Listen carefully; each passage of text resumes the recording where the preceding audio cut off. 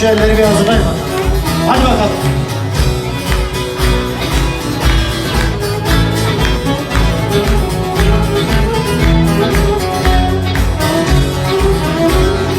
Bana senden gayrı aşık mı yoktu? Aha senden gayrı aşık mı yoktu?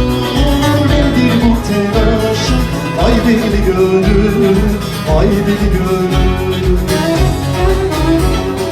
Hele düşünmeyi benden beri, kimler gelmiş geçmiş ay deli gönül. Hele düşünmeyi benden beri, kimler gelmiş geçmiş say deli gönül.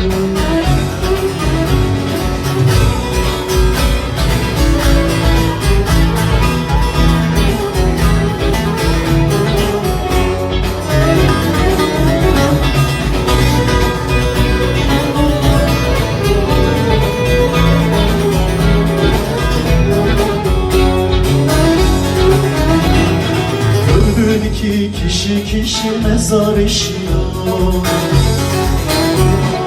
Gördüm iki kişi mezar eşiyor. Damla sabet gelmiş oydan aşıyor, oydan aşıyor. Burası önemli. Çok yaşayan yüze kadar yaşıyor. Gel de vur yayı, yor deli gönül. Çok yaşayan yüze kadar yaşıyor. Gel de bu rüyayı yor deli gönül.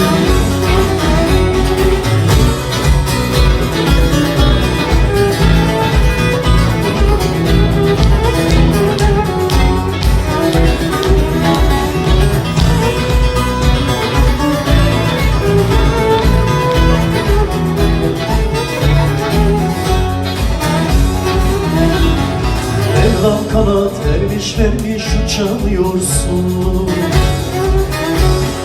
Mevlam kanat vermiş uçamıyorsun. Elinden kaçamıyorsun, kaçamıyorsun.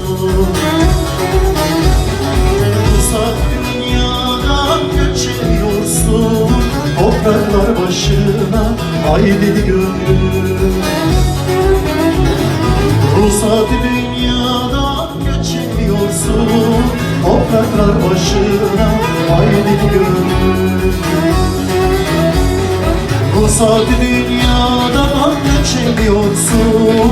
Topraklar başına ay deli gönül. Eller geliyor şimdi. Ruhsat dünyadan göçemiyorsun. Topraklar başına ay deli gönül. Harika. Ruhsat dünyadan geçemiyorsun.